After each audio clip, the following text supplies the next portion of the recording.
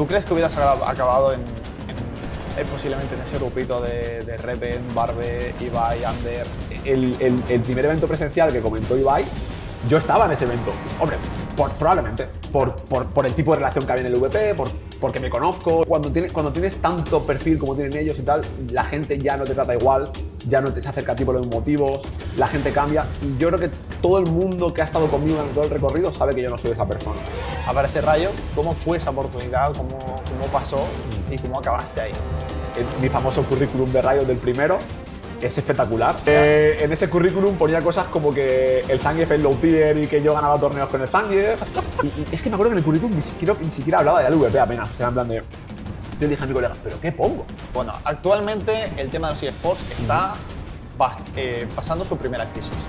Igual no tiene que haber un jugador en segunda división de League of Legends cobrando 10.000 euros al mes, ¿no? Cuando gane el que gane, se llevó $1 millón, es millonario. Es marketing puro y duro. De joder, he puesto 20.000 euros en premios, o 10.000 o 5.000, y han venido 20 personas, tío. Vaya puta mierda, no voy a volver a hacer nunca nada más de fighting. Ese es el problema. Ese es el problema. Entonces, yo soy una persona que le gusta ser bastante cuidadosa con el tema del Project Tele, porque creo que hay unas expectativas surreales en la comunidad. Altas. Creo que la gente piensa que cuando salga Project Tele esto va a ser el nuevo League of Legends, o que esto se va a volver el Smash o algo así, y yo creo que eso nunca va a pasar. ¿Qué tal, gente? Bienvenidos al primer capítulo aquí de Gama de Voces. Al fin hemos empezado después de estar bastante tiempo con el proyecto. Hoy, primer capítulo, primer invitado, que para mí, ya lo llevo diciendo mucho tiempo, tenía que ser el primero, ya se lo dije a él, hace meses que le contacté. Pero hoy tenemos una de las personas referentes en el tema de los eSports, que empezó desde los principios de todo aquí en España, que ha pasado por muchos ámbitos que no os quiero hacer spoiler, que ya lo veréis durante la entrevista. Así que nada, da la bienvenida aquí al señor Sharin Papito. ¿Qué tal? ¿Cómo estás, señor? Un placer y nada, un placer ser el primer invitado también. En este caso es cierto que lleva meses preparándolo, se suele mentir en esto, se suele decir esto aunque sea siempre mentira, pero es cierto, es cierto. Así que nada, me gusta mucho estar aquí y pues tener una charla. Aparte que suele decirse siempre, no, buah, este invitado tenía muchas ganas, tal. Aquí Sí, es el primero. Aquí no se puede decir más. Aquí no se puede decir más. Bueno, pues habrá muchísima gente que dirá quién es, Javier Sanabria, más conocido como Sharin Papito o Sharin, con un 4, por si lo queréis buscar.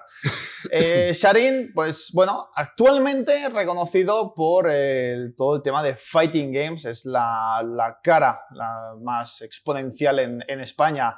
Y ya también un poquito mundialmente, por colaboraciones que has tenido y tal, que eso ya lo a veces, ya lo comentaremos luego.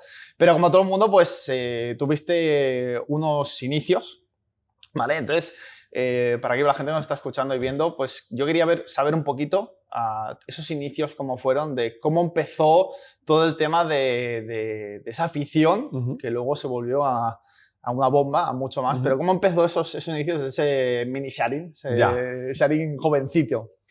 Bueno, siempre lo cuento, que yo creo que nuestra generación comparte un poco lo mismo, que somos gente que ha crecido con una consola o gente que siempre ha tenido una consola a su lado y que poco a poco ha llegado hasta donde está, porque creo que la generación nuestra de gente que se dedica a este mundo de los videojuegos, nadie lo tenía pensado. Ha sido simplemente que han llegado hasta aquí, pero nadie empezó pensando que podía pasar lo que ha pasado con todo el tema de los videojuegos a nivel mainstream, ¿no? Entonces, yo como siempre digo, no recuerdo una época de mi vida donde no hubiera una consola a mi lado. He sido el típico chaval de la Game Boy, Super Nintendo, PlayStation, bla, bla, bla, bla, y siempre había una consola conmigo, jugando con mis primos, jugando con mis amigos. Siempre he sido el friki, el que le gustaban los videojuegos, el estereotipo más estereotipado. Ese era yo, y sigo siendo a día de hoy, creo.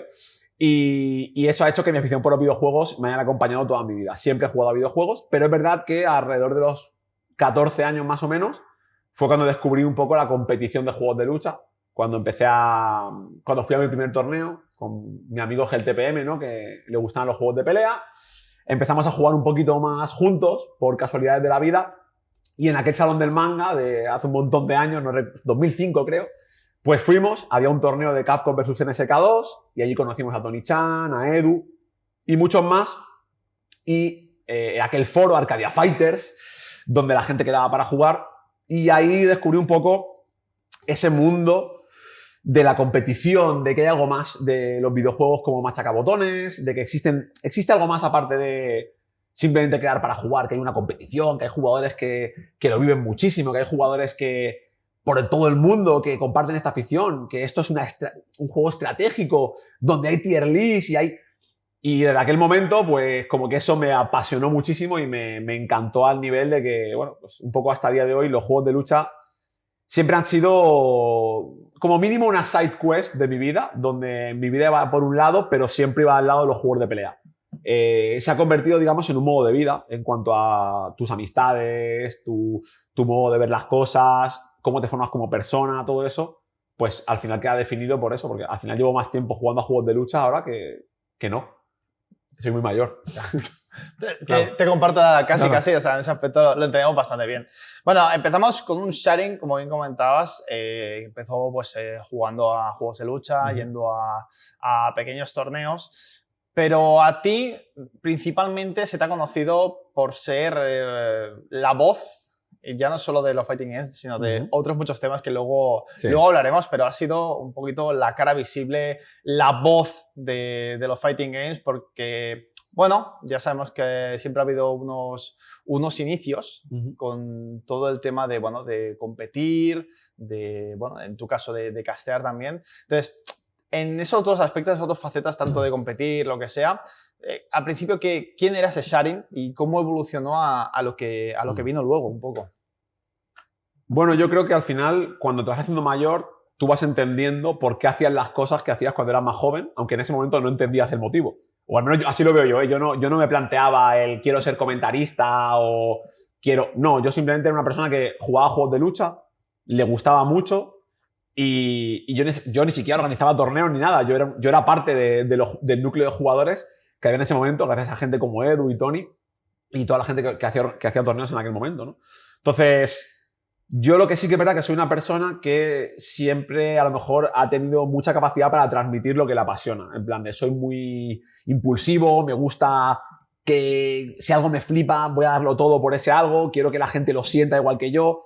Y yo ya desde el principio, cuando me enamoré de los juegos de pelea, como que siempre me chocaba que ¿por qué no había más gente jugando a eso? ¿O por qué no había más gente viéndolo? ¿O por qué la gente no iba a los ¿por qué nadie hablaba de eso? Si es que si es que es increíble. A mí me flipa porque a los demás no. Claro, o sea ¿por qué al resto de la gente no... ¿Por qué tan poca gente jugando a esto, no? Y es como que yo todo el rato veía cosas, intentaba traer amigos, y a partir de eso nació un poco el tema del comentarista. Porque yo... No había YouTube, no había Twitch, no había nada. Entonces, yo nunca he tenido un background deportivo yo no veía fútbol apenas, no seguía otros deportes, nada. Mi manera de entender cómo se comentaban videojuegos era los vídeos que yo me bajaba de internet viendo a japoneses jugar. Esa es mi manera. Y los japoneses, ya sabes cómo comentan. ¡Guau! No sé qué, se vuelven locos. Y para mí esa era la manera de comentar. Era la manera de comentar. Entonces, yo empecé comentando. Al principio, pues, había una final en el torneo del bar. Pues yo cogía, me ponía al lado de la tele y me ponía a gritar cómo estaban. ¡Y le coge! ¡Y le pega! No sé qué. Y la gente, pues, se partía el culo. Y ya está. Entonces, luego con un micrófono o con un megáfono, comentando, porque no había stream, no había nada. Entonces, yo simplemente, pues, digo, joder, esto mola, parece que a la gente le gusta. Y me hace sentir guay, joder, cómo mola comentar y que la gente se ría con mis comentarios, tal. Entonces, yo creo que cuando eres adolescente, todos tenemos algún momento en el que queremos encajar en algo. Todos queremos ser parte de algo, todos queremos ser parte de un colectivo o queremos sentirnos validados. Puede ser a través de los estudios, a través de tu afición, a través de... En mi caso, yo creo que ese refuerzo eran los juegos de pelea, donde yo tenía había una comunidad ahí, había algo que se me daba bien, hacía que la gente se lo pasara bien y yo me sentía como que era algo muy guay que podía hacer por la gente y por eso empecé a comentar. Pero sin ningún tipo de pretensión, más allá de transmitir la pasión a la gente y un poco ver que algo se me daba guay y a la gente le gustaba. Entonces, pues lo voy a seguir haciendo, ¿no? En plan de, no creo que en ese momento pensara mucho más allá de eso. Bueno, eso está... Bueno, yo creo que tenemos todos un principio de esto de voy a hacer esto, pero porque me gusta. Nunca piensas en cómo puede acabar.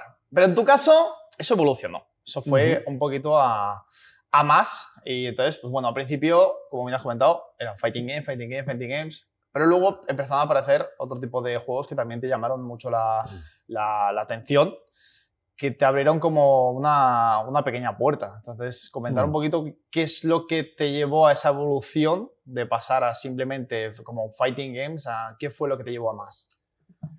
Bueno, un poco, mi historia es muy sencilla. Yo empiezo como hobby, como afición, como algo que tenía ahí de lado, mientras yo hacía otras cosas. O sea, no, para mí nunca fue nada más que una afición que me encantaba, pero que estaba ahí.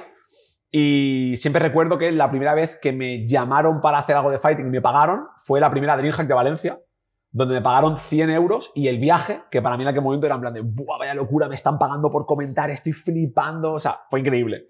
Entonces, coincidió que en ese viaje yo conocí a la gente de la LVP, que me vieron comentar y me comentaron, me dijeron, bueno, vamos a hacer una cosa, se llama LVP, y yo, esto no va a pasar. Pasando. Y fue un poco el principio de eso, de decir, oye, pues mira, aquí puedo hacer cosillas, a lo mejor de vez en cuando me llaman para comentar, está bien. Pero yo, insisto, yo tenía mi trabajo, mi vida aparte, no tiene nada que ver con eso. Hasta yo iba a la LVP a comentar, porque yo lo que quería era ayudar a la comunidad. Yo no cobraba en aquel momento, yo iba a la LVP como colaborador y yo lo hacía encantado porque yo quería que los juegos de lucha crecieran. Y eran como algo, yo terminaba de trabajar y me iba a la LVP. Y iba a comentar las Open Cups o lo que sea, los torneos, o hacer un show match y me molaba mucho.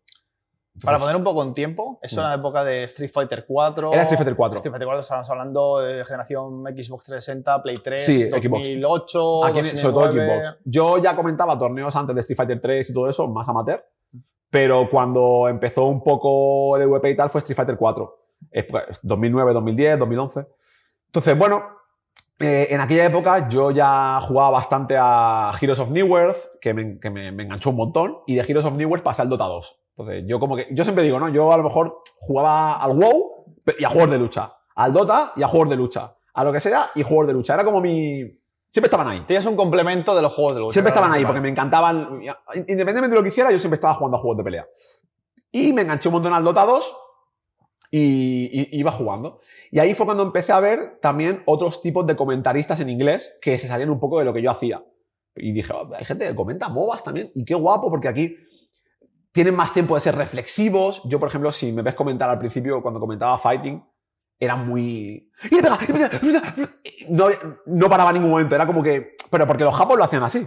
Entonces no conocía ninguna otra manera. Y de ahí acabé en una Final Cup comentando para el VP, siguiendo de colaborador, como en aquel momento. Y donde jugaban Chocolo contra Wanche en esa Final Cup. Y había un torneo de LoL también allí. Había un torneo de League of Legends.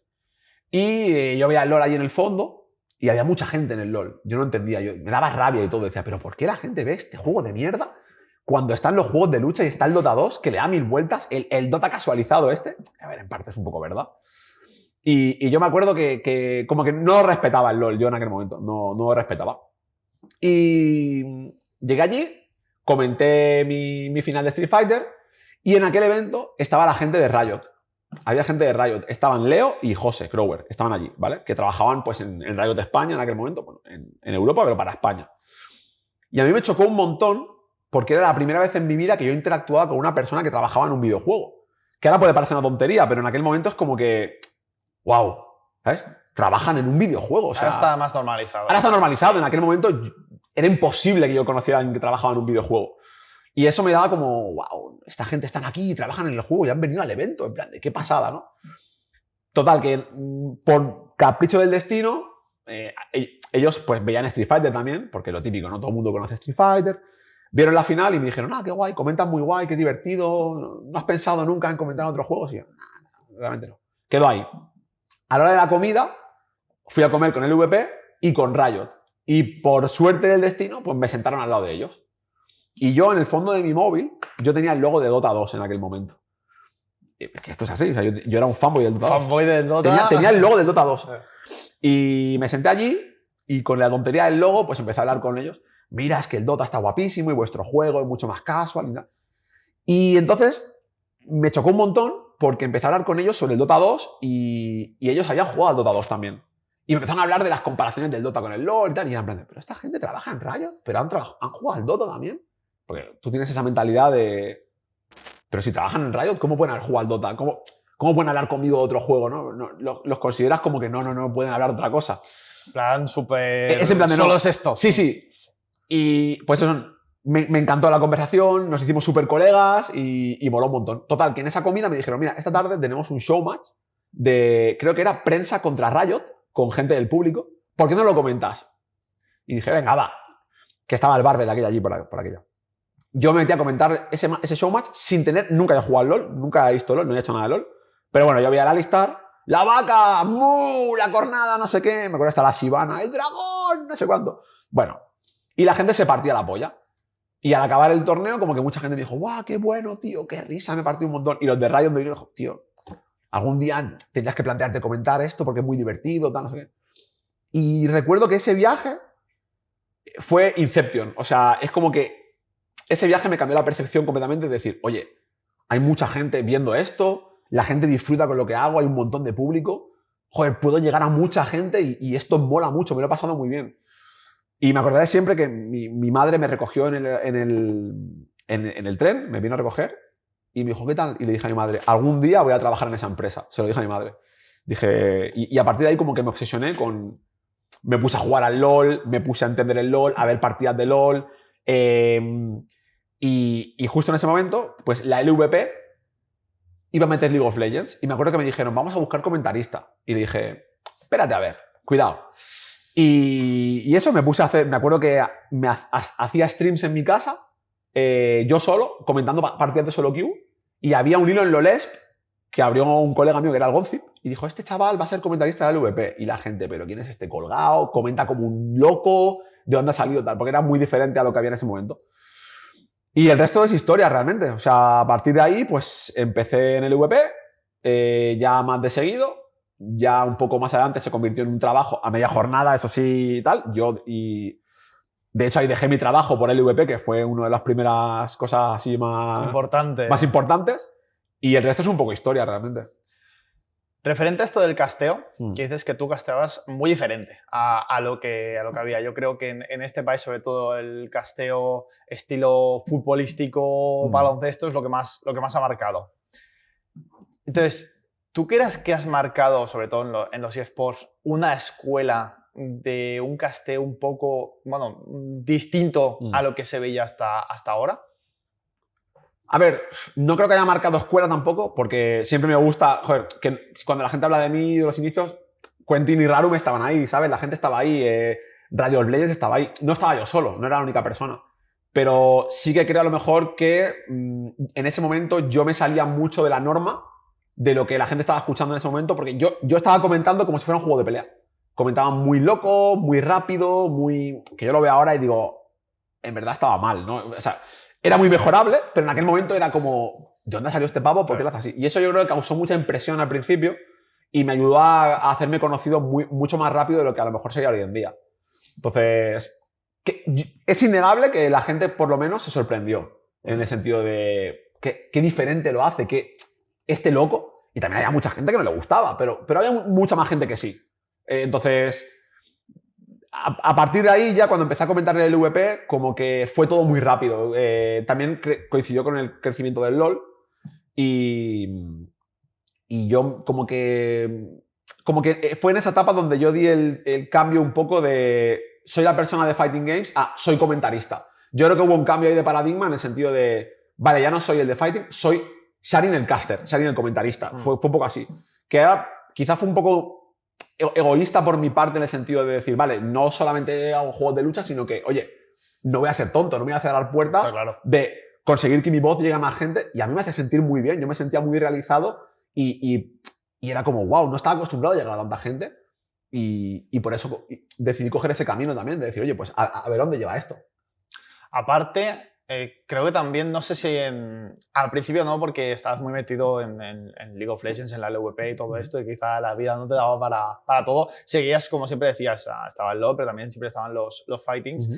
¿Tú crees que te ha ayudado el haber estado, sobre todo al principio, en LVP, trabajando también en el LVP, en lo del fighting que has comentado al principio, luego en el League of Legends ya más profesionalmente, ya Sharing el caster, pero ¿crees que te ha ayudado a traerte un público digamos, de ese League of Legends a lo tuyo, a los fightings? Sí. Más Riot, yo creo, porque es más reciente. Eso hablaremos. Pero desde luego yo creo que el impulso se nota y creo que mucha gente que me seguía en LoL y a día de hoy me lo dicen, yo te empecé en el LoL y ahora estoy en los fighting. O me pasa a veces también que hay gente que me dice, todavía te seguían en LoL tal. Pero sí, yo creo que lógicamente ese trampolín me ha ayudado mucho a no no sentir que empezaba de cero cuando he vuelto a hacer cosas de fighting, lógicamente. Pero sí. Y yo creo que también todo lo que he aprendido lo puedo utilizar en lo que hago ahora. Entonces, sí, sobre todo ya digo, creo que más la época de Riot, pero la gente me relacionaba mucho con el LoL, ahora no tanto. Pero desde luego cuando eres una figura tan relevante, al final te ayuda mucho a conseguir que mucha gente a lo mejor diga, ¿y este tío qué va a hacer ahora?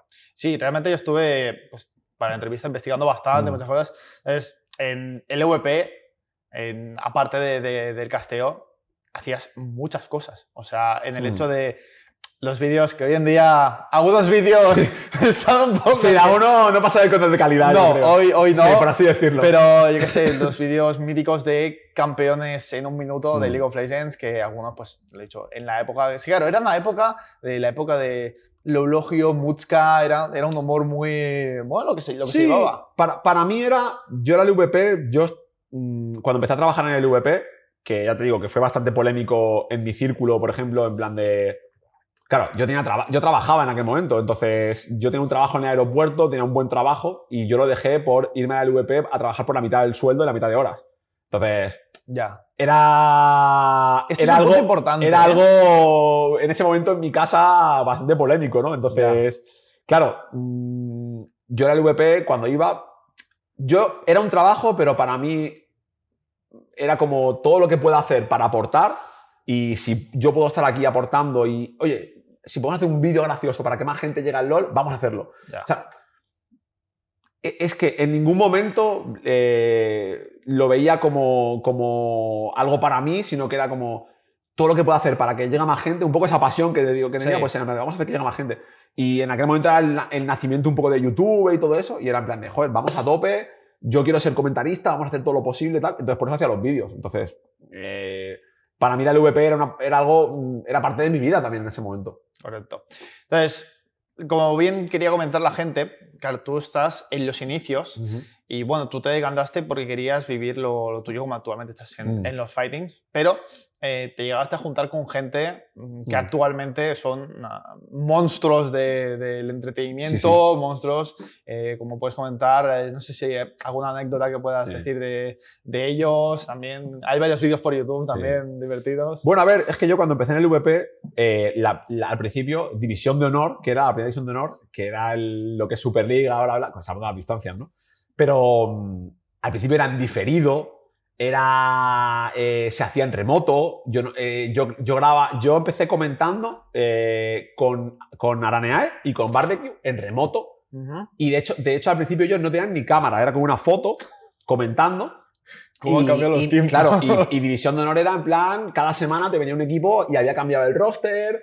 Un día era el partido y no aparecía la gente. Otro día empezaba a las 9 y venían a las 10:15. O sea, era otro rollo. Y se grababa en una habitación que era un cuarto de una oficina con un fondo blanco con el cartel del VP que era un goma espuma pegado.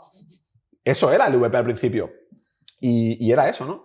Entonces, yo con los que más me llevaba sobre todo era en remoto con Barbe un montón, con Araneae también un montón.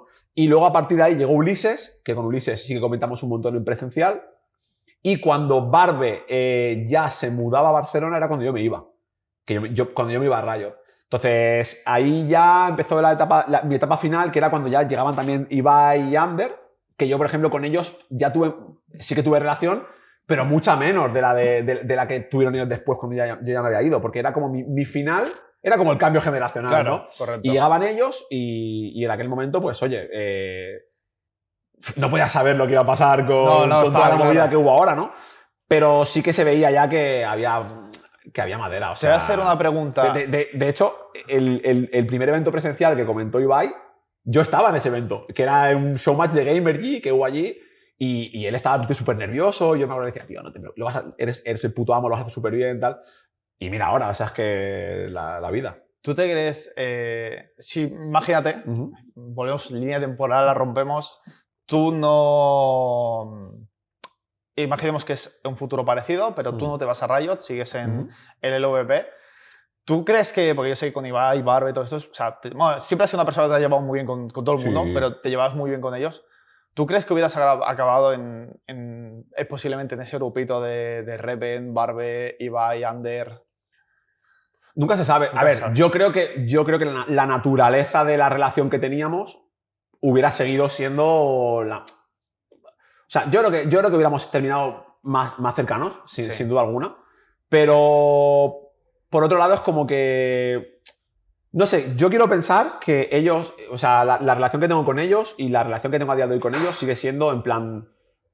saben que yo estoy aquí y que para cualquier cosa que haga falta o que lo que sea, saben que ellos... Aunque no hablemos tanto o lo que sea, yo creo que nos respetamos.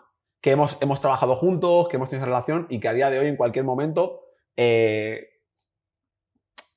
Cuando tienes tanto perfil como tienen ellos y tal, la gente ya no te trata igual, ya no te se acerca a ti por los motivos, la gente cambia y yo creo que todo el mundo que ha estado conmigo en todo el recorrido sabe que yo no soy esa persona. Correcto. Entonces saben que en cualquier momento, si yo ahora me encuentro a Barbe, me encuentro a Ibai, me encuentro a quien sea, saben que voy a decir, tío, ¿qué tal estás? No sé qué.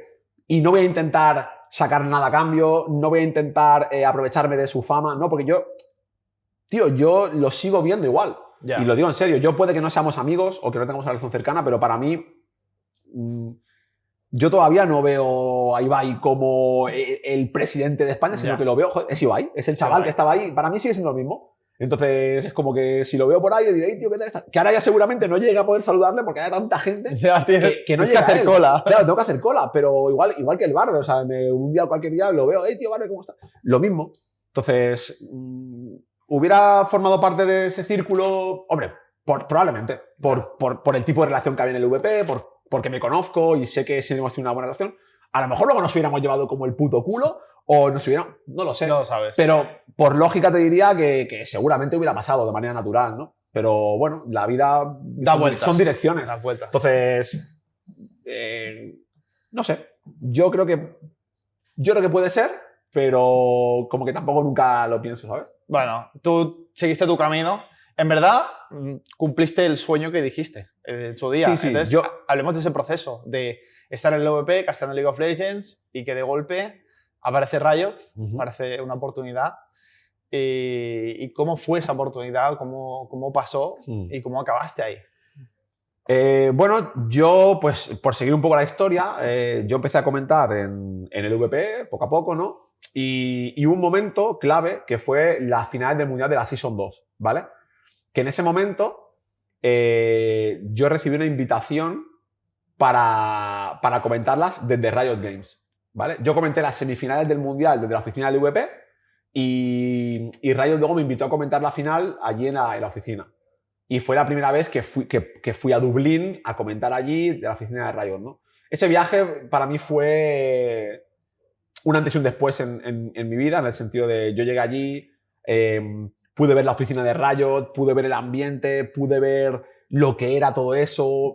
A mí me impresionó un montón. O sea, con 20 años o 20 y pico llegar allí, ver la oficina, ver un Garen en la pared, ver a gente allí trabajando en videojuegos, era mi sueño hecho realidad. O sea, literalmente para mí era mi fantasía. Además llegué allí, hicieron un evento con todos los que... Porque me habían llevado a mí y a gente de otros países, tal. Hicieron un evento de jugar ARAMS juntos y el ganador se daba una chaqueta de Riot y lo gané yo ese evento y me dieron la chaqueta de Riot que todavía la tengo en casa. Y era como, ¿dónde estoy? ¿Sabes? ¿Qué es esto? O sea, en plan de, me llevaron a comer y me dieron... no sé, era muy impresionante. Al final tú eres un chaval, llegas a la oficina de Riot, ves todo eso, flipas. Comenté desde allí y tal. Y me acuerdo que ya allí, lógicamente, fui a cenar también con José, que estaba allí, el Crower, y le dije... voy a trabajar algún día aquí, cueste lo que cueste. O sea, yo ya me volví loco en plan de, esto es mi sueño. O sea, obsesión, ya. Obsesión, o sea, de verdad que me volví obsesivo de decir, tío, esto es increíble, yo tengo que acabar aquí. Y con el tiempo hubo una oportunidad estaban buscando a alguien de comunidad y entonces Leo me dijo, mira, estamos buscando a alguien de comunidad, tú tienes experiencia en temas de tratar con gente, de comunidad, eres un tipo carismático y tal, manda currículum a ver qué pasa, aquí tienes la oferta de trabajo. No te puedo garantizar nada, tú verás. Y bueno, lo mandé. Mi famoso currículum de Riot del primero es espectacular. Yo lo he visto. Es increíble. Es increíble. Pero yo es que no sabía más. O sea, y bueno, fui pasando entrevistas. ¿Puedes hacer un pequeñísimo resumen? Bueno, en ese currículum ponía cosas como que el Zangief es low tier y que yo ganaba torneos con el Zangief. Que yo era de los mejores de Europa con el Zangief al Street Fighter, que me encantaban los juegos de lucha, que todo ese tipo de... ¿Qué iba a poner? Es que Y bueno, y es que me acuerdo que en el currículum creo que ni siquiera hablaba de la LVP apenas. O sea, en plan de... Yo le dije a mi colega, ¿pero qué pongo? Me dijo, habla de tu trayectoria en los videojuegos. Y yo, pues vale.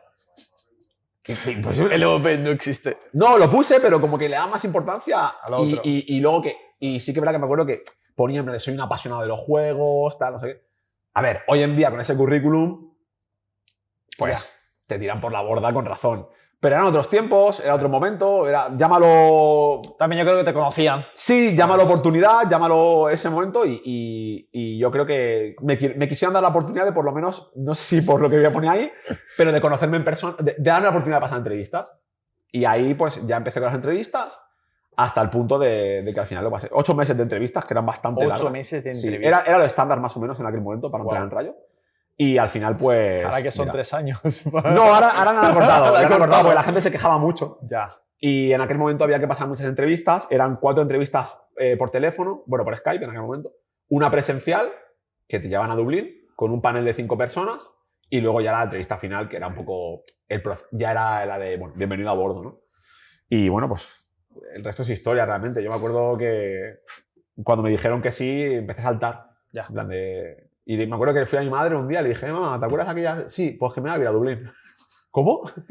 Porque, claro, tú Sí. estabas viviendo con tus padres en esa época. Bueno, vivía con un colega, pero Vale. sí, Estabas ahí. estaba ahí, en plan, vivía con un amigo, pero cada 2 por 3 están mis padres, ¿sabes? Vale. Entonces, bueno, te fichan en Riot, te vas a Dublín, pero para ser, digamos, como te ha conocido yo creo que muchísima gente como la cara de Riot España.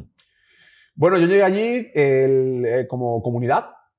No tenía claro ni siquiera lo que iba a hacer realmente, porque al principio era en plan de, vale, comunidad, ¿qué es? Yo también tenía que aprenderlo, ¿no? ¿Qué voy a hacer? ¿Cómo se trabaja en una empresa? ¿Qué es todo esto? Para mí era totalmente nuevo.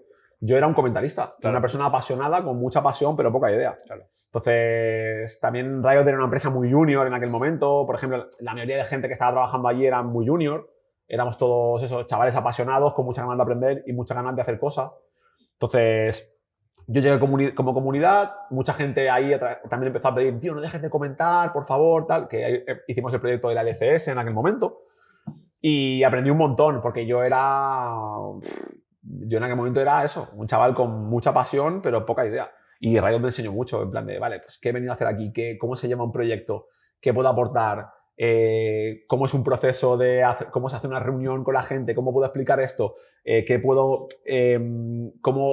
es un stakeholder? ¿Qué es un presupuesto? ¿Qué es? Claro, todo eso al principio flipas y tienes el miedo constante de decir, ¿yo valgo para esto?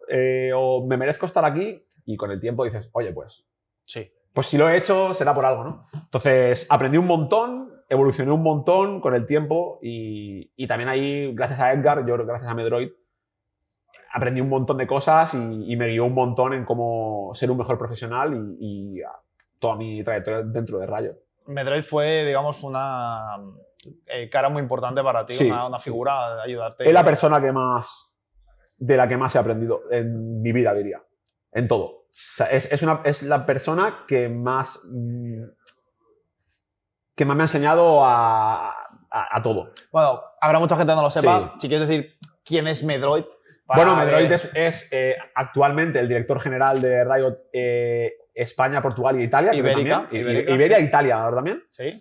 Y él entró conmigo. De hecho, como anécdota, yo iba a entrar en Riot antes que Medroid, pero en mi currículum estaba mal el email y no conseguían contactarme, entonces ficharon antes a Edgar. Que me alegro, visto la perspectiva, para que veas. Y bueno, él entró conmigo y creo que es una persona que a mí me ha demostrado que cuando tú trabajas y eres una persona que tiene esa capacidad de sacar las cosas adelante y esa profesionalidad y todos los valores que él tiene, llegas a donde ha llegado él. Yo no hubiera llegado a donde ha llegado él. Porque de ser comunidad a ser director general hay un trecho. Hay un trecho muy grande. Y yo he aprendido mucho, eso es lo que te digo. He aprendido a ser mejor profesional, a organizarme mejor, a los valores de un equipo, a cómo se lleva un equipo, a cómo incluso hay cosas más importantes a veces que cómo hacer las cosas, sino cómo las plantea. Todo. O sea, yo todo lo que he aprendido profesionalmente se lo debo el 90% a Edgar.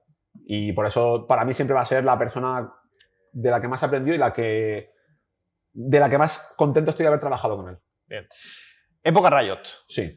Nos encontramos en el momento de que, bueno, entras, te formas. Al final, ¿cuál fue tu papel? Porque lo dicho, al principio eras Sharin el caster, Sí. pero luego eras Sharin League of Legends en España. Un poco, sí. Un poco. Bueno, porque yo creo que también gracias a Riot, porque te dejaban un poco hacer lo que tú consideras lo mejor en ese momento.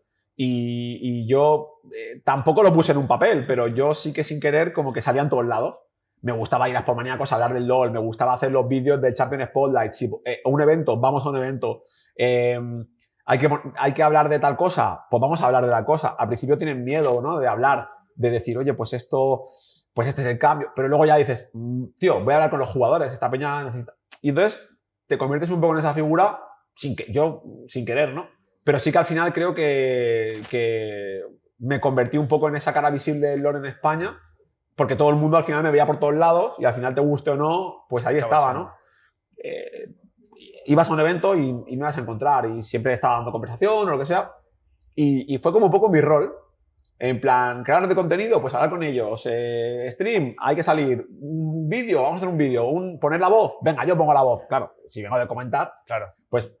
Y al final de eso, esa fue un poco mi figura durante todo el tiempo de Riot, de estar ahí y ser el nexo entre la comunidad y la empresa. En la empresa, eras Sí. un poco la cara visible a la comunidad, yo- eras el puente, digamos, de comunicación. Yo creo que sí. Y eso seguramente al estar tan expuesto mediáticamente, llevando pues el juego, digamos, en revelación, el juego que más lo está petando, no todo suele ser bonito. Ujú. ¿Qué cosas te han podido pasar con gente, Sí. a lo dicho? Porque normalmente Sí, sí. eras tú quien daba explicaciones por, Sí. por todo. Yo sí que al principio, sobre todo, lo pasé un poco mal porque yo no estaba acostumbrado a tener haters. En plan de, yo, por ejemplo, en la LVP, yo no tenía haters casi. O sea, en plan de, igual tenía un comentario negativo, no te exagero, cada 500 buenos había uno malo. O sea, en plan de, para mí, mi porcentaje de gente tirándome mierda era Nulo. prácticamente nulo. O sea, yo nunca he sentido esa oleada de hate. Y en Riot sí que es verdad que al principio, cuando la gente no te trata como una persona, sino como una empresa, la gente al principio es en plan de wow, ¿sabes? Ya. Sobre todo cuando se cae el servidor y tal. Entonces al principio lo pasaba un poco mal. No porque me insultaran o nada de eso, sino porque me dolía un montón que la gente pensara que yo no intentaba hacer lo mejor para ellos. Y es como que cuando tú estás en una empresa, instantáneamente eres el malo. Da igual lo que hagas, o sea, en plan de, eso es así. En plan de, si tú representas una empresa, eres parte del sistema y eres el mal. Y eso mucha gente no es capaz de salir de eso. Hay gente que no va a entender que no es tu trabajo a lo mejor levantarte a las 2 de la mañana porque se ha quedado el servidor y ir a dar la cara al foro o al Twitter o lo que sea. Sí que había mucha gente que te decía, oye, gracias por tal, pero la mayoría de la gente pues no es tan racional. Creo que con el tiempo igualmente la peña ha aprendido a valorarlo porque no todo el mundo lo hace. Y al principio me costó un poco. Luego es verdad que mi manera de pensar es en plan de, mira, este tío está enfadado, pero yo con su edad o tal, quizás me hubiera enfadado también igual. Y si hubiera tenido Twitter en ese momento, a lo mejor hubiera ido a cagarme en la puta del pavo que tal. Al final dices, mira, esta persona si está enfadada es porque le flipa el juego y porque es una persona muy apasionada que lo está manifestando de la manera incorrecta. Pero mira, y de hecho muchas veces le dices a la gente, le contestabas y la gente le decía, oye, perdóname, me he calentado, o le decías, oye, el server el pronto, tío, no te preocupes. Y la gente decía, oye, perdón, me he calentado, la verdad que no había pensado. Entonces, eso sobre todo al principio. Luego ya, todo positivo, o sea, en plan de, no me quedo con... De hecho, ya te digo, la mayoría de la gente era al revés. Era en plan, muchas gracias por dar la cara, valoro un montón que estés aquí explicándonos las cosas. Mira, no me gusta esto que habéis hecho, pero valoro que estés aquí delante, muchas gracias. Que haya una comunicación. No es lo típico. Yo creo que es una queja que has tenido tú muchas veces, sobre todo en el tema de los fightings, pero en los videojuegos en general, sobre todo en videojuegos como servicio, como puede ser League of Legends en este aspecto, creo que es una de las pocas empresas que se ha dedicado a hablar firmemente con la Tampoco comunidad. sé cómo es Riot ahora, pero es verdad que en mi época... Pero a menos en tu época. En mi época, que ya era en mi época sí que sentía que tenía libertad de decir lo que quisiera y de dar explicaciones porque la empresa, digamos, has your back, ¿no? Como se dice, en plan de, oye, me puedo equivocar diciendo algo, pero Riot me apoya a la hora de hablar con los jugadores. Ya. Entonces, no sé, yo me sentía muy seguro en ese sentido, de decir, tío, pues se ha quedado el server, pues lo voy a decir y voy a decir que esto no mola, pero es lo que hay y si, y si tengo que dar la cara, es parte de mi trabajo, porque es muy fácil estar ahí para que la gente te dé una palmadita en la espalda y te diga que eres el puto amo, pero también hay que salir las malas. Y es tu trabajo también. Entonces... Bueno, con esto nos vamos a ir ya un poco época actual. Entonces, desde que dijiste aquello a tu madre, sí, yo quiero trabajar en Riot, sí, he cumplido el sueño, sí, ya he llegado hasta aquí, y de golpe dices Fighting Games. sí. O sea, te da el venazo. ¿Por qué? A ver, realmente, durante toda mi época de Riot, como siempre, yo seguía jugando a juegos de lucha. Es verdad que diría que el primer año de Riot, primer año y medio, sí que ahí fue como... Fuera, totalmente fuera, en plan de, vale, me tengo que centrar en el LoL y como que me flipaba tanto que dejé de jugar bastante, casi no veía torneos. Aparte, era la última versión de Street Fighter 4 que ya como que no me gustaba mucho, entonces como que me desconecté bastante, primer año y medio más o menos. Pero cuando salió Street Fighter 5 y tal, yo seguía en Riot y yo iba a torneos, yo me pillaba días de fiesta para ir a torneos y de hecho me gustaba bastante porque cuando yo iba a torneos de fighting era como que volvía a ser yo. La sensación esa de... Porque yo iba a una Gamergy, por ejemplo, y yo no era Sharin, era el de Riot, que era Skins, o el de Riot al que... O, ¿sabes? Regálame cosas. O la gente venía a preguntarte cosas del LoL, o la gente venía a sacarte algo, o una empresa que quería hablarte del LoL, y era como... Cuando iba a un torneo de juegos de lucha era en plan de... Aquí mi casa. Aquí nadie me va a venir a preguntar cosas del LoL. Aquí soy yo, aquí es mi gente, esta es mi casa. Y era como que puedo venir a un torneo, jugar, nadie me va a juzgar por nada que no sea esto que soy yo, ¿no? Y era como que era mi escapada, por así decirlo, pero yo seguía yendo a un torneo, seguía jugando. Yo, de hecho, yo streameaba Street Fighter y tal, y por ejemplo, eso en Riot nunca me dijeron que no lo hiciera. En plan de, oye, ¿te gustan otros juegos? Dale. ¿Sabes? En plan de, no hay ningún problema. Que eso está bastante guay, en verdad. Es diferenciar el trabajo de... Sí, era mi hobby. Y con el tiempo, lo que pasó fue que abrieron la oficina de Barcelona y yo volví a Barcelona con Riot, ¿vale? Y eso también me ayudó mucho a reconectar con la gente que había dejado aquí cuando me había ido a Dublín. Y justo coincidió con la salida del Dragon Ball. Entonces, yo los primeros streams que yo tengo del Dragon Ball, yo seguía en Riot. Y los primeros torneos que yo fui de Dragon Ball en Barcelona, yo seguía en Riot. Yo trabajaba en Riot, pero estaba ahí. Pero ya me empezaba a dar cuenta que se estaba la balanza yendo demasiado en plan de, ¡buah! Esto ya se está volviendo algo muy importante en mi vida otra vez. La cabra tira para el monte. Sí, en el sentido de, por ejemplo, me acuerdo que encendía stream jugando a la demo del Dragon Ball, que yo mi stream lo tenía ya abandonado, y me acuerdo que en la demo veían 3.000 personas y decía, ¿pero dónde ha sido esta peña? Ya. Digo, ¿qué hace tanta gente viendo un juego de pelea de repente? O me acuerdo que fui al primer torneo que hizo el Musashi Arkham allí en Mollerusa y en Barcelona, y yo veía que de repente empezaban en los torneos 50 personas, 60 personas, y digo, ¿pero tanta gente? ¿Qué cojones? Digo, pero si no está viendo tampoco mucha publicidad ni nada, ¿qué podría llegar a pasar aquí? Yo empecé a pensar, digo, si ya está pasando esto. Y yo me acuerdo que muchas veces, ya en esa época yo tenía conversaciones con la gente en plan de, tío, si no estuviera en Riot, haría algo, pero no puedo. Me acuerdo que era eso, no puedo, lo tiene que hacer otra persona. Yo me acuerdo que le decía siempre, alguien tiene que coger el toro por los cuernos porque aquí hay algo. Pero yo no puedo ser yo porque estoy en Riot. Y ya empezó a cruzárseme la cabeza en plan de, ¿y si pido una reducción de jornada o algo así? Y monto algo, ¿no? Y Inception, otra vez, pero con mi cabeza iba a 1000 por hora, en plan de, tío, esto va a pasar, eso está pasando, aquí hay algo, aquí hay algo, aquí hay algo. Y ya cuando empecé a pensar eso, cada vez estaba más con ganas de hacer algo y el trabajo en Riot se empezó a convertir en un trabajo para mí. Eso significaba que, pues bueno, iba a la oficina y a lo mejor era en plan de, hoy tengo que currar, y era en plan de, esto antes no lo pensabas. En plan de, no tengo tantas ganas de hacer cosas del LoL como antes o no las hago con tanta pasión. En plan de, empezaba a poner cosas en la balanza y digo, vale, Fighting, esto, Riot, esto. Y llegaba un punto en el que era en plan de, vale, Riot, ¿qué está haciendo el LoL para mí? Vale, pues, Ya, la No, balanza. la balanza se está yendo mucho al fighting. Y yo decía, vale, si estoy en Riot por mis compañeros y por el dinero, si yo sigo haciendo esto aquí, es una falta de respeto a toda la gente que me ha puesto aquí, ¿no? Y era realmente así, en plan de... Desde que empecé a pensar eso hasta que lo dejé, no pasó mucho tiempo, ¿eh? En plan de ni un mes, yo creo. En el sentido de... Era como que estaba en la oficina o estaba haciendo cosas del LoL, pero estaba pensando en lo otro. Y dije, no puedo estar así, o sea, esto es un sinsentido.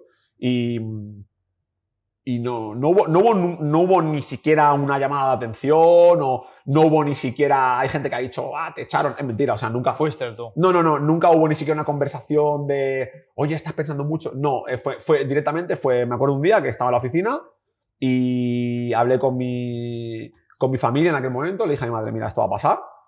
Ya, como que le dije, la decisión está tomada en mi cabeza, creo. Y un día fui a la oficina, le dije a Edgar directamente, me acuerdo que le dije, vamos a tomar algo tal. Y dije, mira, tío, que voy a dejar el trabajo. ¿Cómo? ¿Pero qué dices? Claro. Y le dije, sí, mira, de aquí a un mes dejo todo finiquitado y me voy. Y el mes ni lo acabé. O sea, porque al cabo de 2 semanas, semana y media así, le dije, mira, tío, o sea, no aguanto más. Digo, no, tengo la cabeza en otro sitio y es mejor, creo que cuanto antes... Y él lo entendió, me dijo, mira, me sabe mal, para qué estamos para lo que sea, pero oye, es tu decisión. Y además me acuerdo que le dije, me puedes ofrecer todo el dinero que quieras que me voy a ir. O sea, en plan, le dije, ni me ofrezcan nada, no es dinero, me puedes doblar el sueldo, lo que quieras, me voy a ir. Hagas lo que hagas. No puedes hacer que me quede de ninguna manera. Y me dijo, ole, te doy la mano. Y es así. No, es que no puedo hacer más. Y hemos tenido una buena relación, pero no sé. Y fue eso, o sea, y yo no tenía pensado ni lo que iba a hacer, ni me había escrito un plan. ¿Inconsciente? Quizás, sí, pero ni tenía pensado cómo, ni cuándo, ni por qué, solo sabía que no podía seguir ahí, que tenía que ser fuera. Ya está, y lo hice. Bueno, entonces nos encontramos en esto 2017, 2018. 2018 salía Dragon Ball. Sí. 2018 salía Dragon Ball.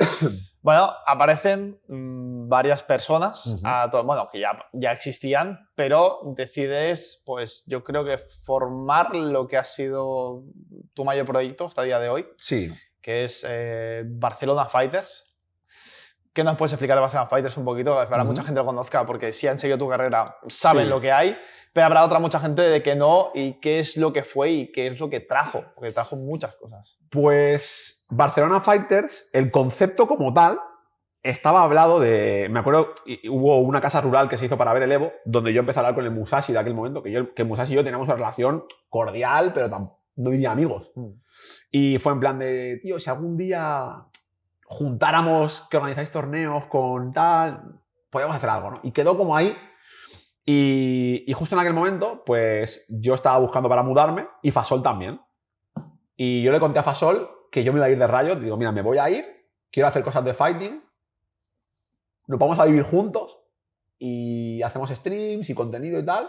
Y yo, de hecho, tenía ya la idea de que la palabra Fighters tenía que estar porque para mí era la F de Fasol al principio y la S de Sharin al final. Hostia, eso no lo sabía. O sea, yo esa palabra no sabía lo que iba a haber delante, pero el Fighters, yo como que lo veía en plan de F, Fasol, Sharin, Fighters. Lo tenía clarísimo. Y queda ahí como lore, ¿sabes? Y nos fuimos a vivir juntos y empezamos a jugar al Dragon Ball. Y empezamos a hacer el stream, que al principio era mi canal, era el canal de Sharin, el primer tag show incluso.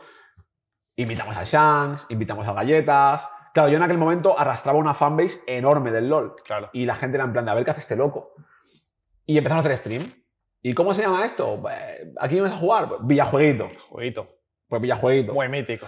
Pues Villajueguito, tal, no sé qué. Empezamos a hacer cosas, el Musashi y Arkham Team empiezan a hacer los torneos.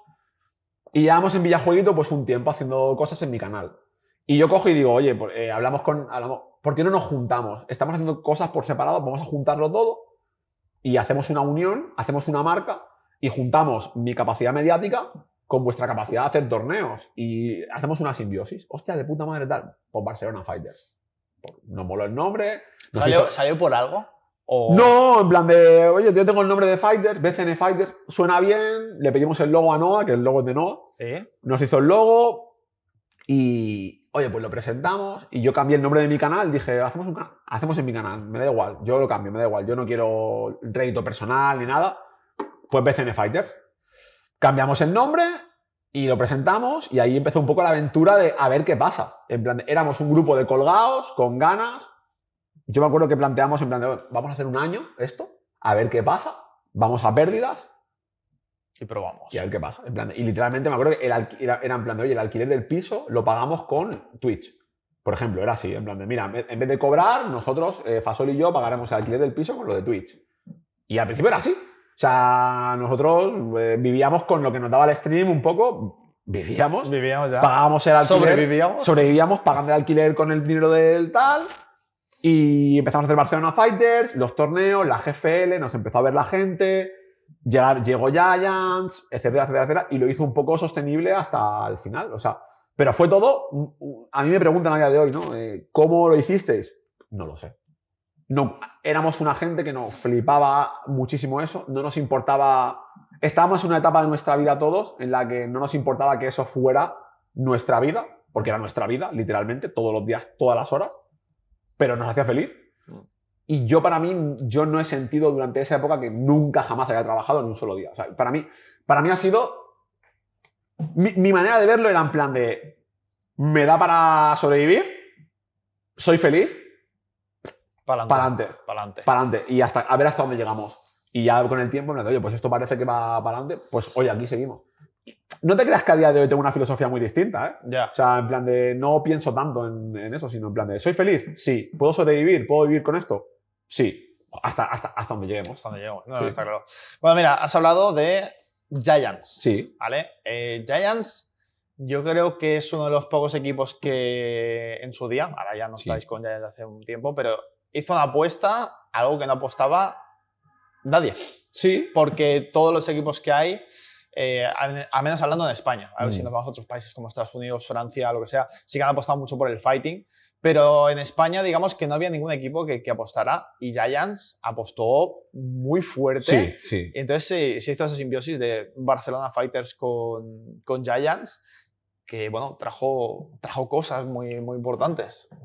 Bueno, yo creo que le dio a Barcelona Fighters la sostenibilidad que no hubiéramos tenido nunca jamás si no hubiera sido con ellos. Entonces, en ese sentido, yo creo que nos permitió todo el tema del dojo, todo el tema de no tener que preocuparte de vivir el día a día, todo el apoyo que recibimos, todo el apoyo que recibió Shanks, todo lo que pasó con el Evo. Entonces, yo creo que Giants hizo una apuesta muy fuerte por un núcleo que vieron que había mucha pasión y muchas ganas. Creo que compartíamos muchos de los valores que tenía Giants y que veíamos juntos.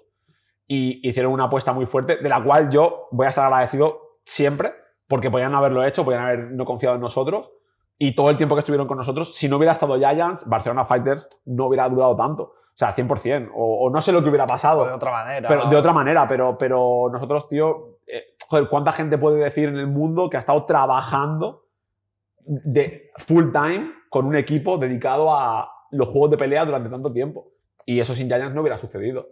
Hicieron una apuesta muy arriesgada y yo creo que durante ese tiempo creo que también vieron que la gente respondía. Entonces, yo creo que ellos han sido una parte fundamental de la evolución de Barcelona Fighters. Si no hubieran estado ellos, no hubiera pasado, yo creo. Sí, aparte, bueno, hubo la época en Barcelona Fighters con Giants, hubo, creo que uno de los hitos históricos del fighting, que fue el cuarto puesto en el Evo de Shanks, que yo creo que es uno de los recuerdos más bonitos que tienes que tener, que estuvisteis allí no sé cuántos, porque recuerdo un montón de caras. Luego, pues, yo me acuerdo, porque fui a la inauguración, abristeis el primer dojo y vino la pandemia. Sí. Yo quiero saber a vosotros cómo os afectó, si en qué puntos dejó, porque claro, fue a abrir el dojo, es decir, hemos abierto un fin de semana. Bueno, chavales, ya está. Sí. A ver, te jode un montón porque al final ese dojo estuvimos durante muchos meses trabajando todos los días para poder abrirlo y no pudimos disfrutarlo casi nada. Entonces fue un golpe duro a la moral, pero por otra parte creo que nos adaptamos muy bien a la pandemia en el sentido de los torneos online, nos veía mucha gente también, porque mucha gente llegó a nosotros por la pandemia. Encerrados todos. Entonces, técnicamente no diría que nos fue mal tampoco la pandemia, pero por ejemplo ahí Giants se portó mucho porque podían haber cogido y haber dicho, fuera todo el mundo, hay pandemia y tal, y tío, estuvimos toda la pandemia trabajando para Giants y ahí yo creo que ahí hubiera acabado todo. Yo pienso que ahí no hubiéramos podido sobrevivir todos en pandemia y yo siempre voy a estar agradecido de que Giants dijera, oye, hemos estado con vosotros y aunque haya pandemia, seguís aquí. Y nos adaptamos bien a la pandemia, yo creo. Hicimos la Liga Nacional. Sí. O sea, y mucha gente llegó. Mucha gente llegó a Barcelona Fighters en pandemia. De los que están hoy en día, incluso, mucha gente llegó en pandemia. Sí, Entonces, te adaptas a lo que puedes con el online que hay en ese momento y ya está. ¿Qué hubiera pasado sin pandemia? A saber, ¿no? Porque el Dragon Ball estaba en un momento además muy bueno. ¿Qué hubiera pasado? No lo sabemos. no sabemos. Pero bueno, ahí está. ¿Tú crees que la pandemia es el culpable de que al menos ahora haya onlines buenos? Sin duda. Porque Sin duda, antes... sin duda. Si no hubiera habido pandemia, no sé si habría tanta preocupación por las desarrolladoras japonesas de hacer buen online. Entonces, bueno. La pandemia ha traído cosas buenas. Cosas buenas, cosas malas también, porque yo creo que los cambios sociales que ha traído, en parte para mí son preocupantes para los juegos de pelea, en algunos aspectos. Sí. Pero desde luego el online es una de las cosas que mejor ha traído. Sí, pero hay que contar que la esencia de los fightings siempre ha sido el offline, Sí. los grandes torneos, Sí. el Evo, ahora lo Sí. más reciente el UFA en Francia, que es espectacular. Esta última edición ha sido enorme, todo. Sí, no todo el mundo lo comparte, esa opinión, pero ¿No? yo creo que no, pero para mí, desde luego, lo es. Yo creo que es la esencia. Sí. Es como inicio, o sea, son juegos muy distintos. Los fighting que iniciaron pues, en los años 90 a, por ejemplo, los shooters, Sí. los MOBA y todo esto. Si quitas eso, yo creo que solo somos otro juego más. Sí. Entonces yo creo que hay que intentar evitar que lo que te hace especial, quitarlo de la ecuación. Olvidarlo. Sí, sin despreciar que el online tiene que ir bien, Sí. pero lógicamente. Totalmente. Bueno, luego pues de pandemia abristeis el nuevo dojo, que... O sea, el otro era bueno, pero este era espectacular y ahí creo que hicisteis muchas cosas, muchas colaboraciones, empezaron a ir los patrocinios bien, pero al final Giants ya decidió, digamos, a cortar. No sé qué tal fue la despedida o... Yo creo que realmente no ha pasado que Giants viniera y dijera hay que cortar el grifo. Eso no pasó así, sino que hubo un declive natural, yo creo, de la... cuando tienes un local que solo se dedica a juegos de pelea, nos hemos dado cuenta, o yo pensaba que se podía mantener solamente de manera recurrente con la gente viniendo a jugar, pero no es suficiente. Y sobre todo después de pandemia. Yo creo que la gente, lo que te digo, ¿no? Cada vez le costaba más venir. Cuando tienes que hacer torneos todos los fines de semana, se satura la gente, hay mucha saturación. Y yo creo que no puedes mantener solamente un local donde la gente solamente viene a jugar y ya está. Necesitas tener un bar, Era muy complicado. Y aún así, estuvimos mucho tiempo manteniéndolo y con mucha gente que venía.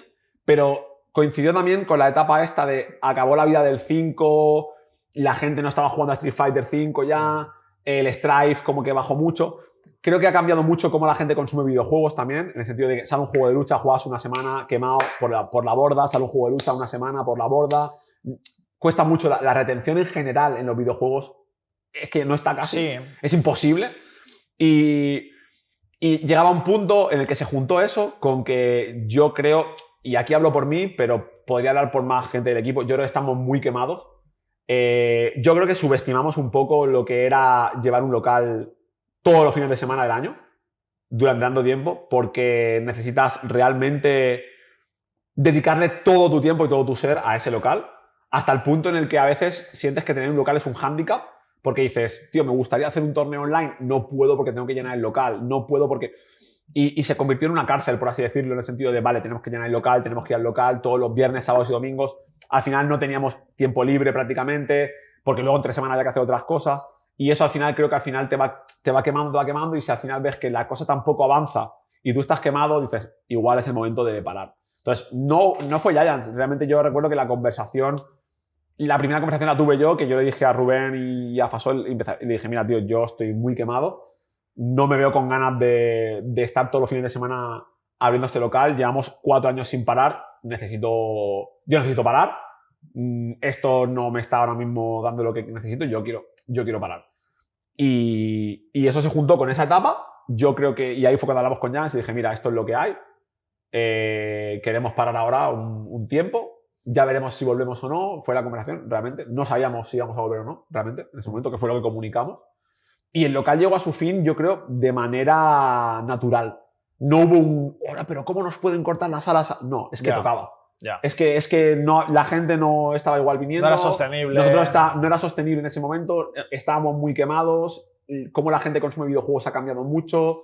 Entonces, bueno, creo que fue muy guay, pero es algo que no repetiría. Y creo que la fórmula del local se ha quedado en un modelo que ya no existe. Estancada, digamos. No existe ese modelo. Ya no puedes tener un local donde la gente venga todas las semanas a jugar a juegos de pelea de manera presencial. Porque te vendrán un día, o 2 o 3, pero no todos. Simplemente la gente no se desplaza de esa manera y lo entiendo, es que es normal. Bueno, actualmente ya estás tú, ahora mismo, después de ya pues, Barcelona Fighters. Habéis seguido haciendo cosas, no con el nombre Barcelona Fighters, como las Holidays, que es algo que, la verdad, a todo el mundo que le llame mínimamente o ver el Evo o lo que sea, o bueno, ya, ¿a qué no te gustan los juegos de fighting? Solamente que está muy bien, lo de Holidays. Ojalá lo repitáis este año, porque estaba genial. A ver. A ver, yo no sé nada, yo tampoco, ya se verá. Veremos. Hay ideas. Estamos aún en diciembre, así que aún queda tiempo. Vale, actualmente estás más centrado pues, en tu marca personal, en hacer de tus propios, bueno, haces torneos, actualmente estás con el EVP otra vez, pero de otra manera, con la... Bueno, ahora mismo no. Ahora mismo no. Hemos terminado la Impact, pero sí. Has estado con el tema de la Impact, vale, actualmente. Entonces, ya en el presente que nos toca ahora, ¿vale? Tenemos, pues bueno, los peces gordos, que son Street Fighter. Ahora va a salir el mes que viene Tekken 8, está el Guilty, que bueno, sí, aquí quizá en España no ha sido tan fuerte, pero en países como Francia, sí está tan fuerte. No, tiene su comunidad también aquí. Sí, no, está bastante bien. Entonces, ¿tú cómo ves actualmente? Porque claro, has dicho que han cambiado mucho el paradigma de cómo se consumen videojuegos, cómo se viven en comparación a hace, yo qué sé, 10 años, en época de Street Fighter 4, todo esto, los principios del 5. ¿Cómo ves un poco esa salud? Porque sabemos que Street Fighter 6 que está bien, pero no del todo... Depende de la audiencia que seas. Claro, depende. Depende del target que busques. Entonces, tú actualmente, ¿cómo ves eso? Centrándonos en el presente. Luego ya hablaremos un poquito del futuro de... Ya sabemos quién. Yo creo que ahora mismo... es difícil definir esta pregunta, me la he hecho mismo a veces, ¿no? Pero yo creo que ahora...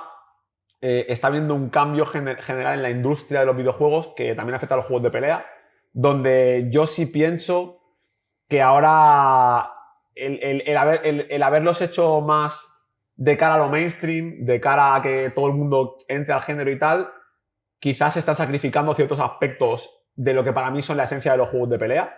Y el ejemplo para mí es el Capcom Pro Tour, ¿no? El hecho de que haya muy poquito offline, el hecho de que el juego competitivamente para mí está bastante descuidado. Yo creo que esa parte como que ha pasado a un segundo plano y eso me preocupa un poco, pero por otra parte hay mucha gente jugando y hay mucha gente que está entrando en el género y que se está encontrando que cada vez los juegos son mejor producto, ¿no? Pero siento como que hay un estancamiento en la parte competitiva, en ese sentido de... No creo que haya cambiado tanto la faceta competitiva de Street Fighter 5 al 6, por ejemplo. O sea, sí, está World Warrior, que ha estado muy guapo y tal, pero la cantidad de gente que compite o quiere jugar torneos, sinceramente, no ha cambiado tanto. No siento esa evolución que ha habido en el apartado de como producto a como competición, que es lo que a mí me preocupa realmente, ¿no? Entonces, no sé. El presente lo veo raro. Raro en el sentido de hacia dónde van los juegos de pelea en cuanto a como producto y su paralelismo competitivamente. Yo sí que creo que a lo mejor mi idea es volver a aportar un poco más en ese palo, porque yo creo que me ayudó un poco también la final del Impact y tal a entender realmente dónde quiero estar y lo que quiero hacer. Y eso creo que va a ser también un poco volviendo a hacer cosas de competitivas, cositas offline y todo eso. Creo que es lo que más me llena. En este año que he estado haciendo contenido, creo que he entendido mejor dónde quiero estar. Y no es haciendo contenido para siempre, no es haciendo lo que hago ahora para siempre. O sea, también de vez en cuando o lo que sea, pero no lo que hago ahora. Me llena de otra manera, pero lo que realmente me hace sentir pleno es cuando voy a un evento y veo que la gente está ahí, o cuando llego a un evento y veo que la gente se conoce.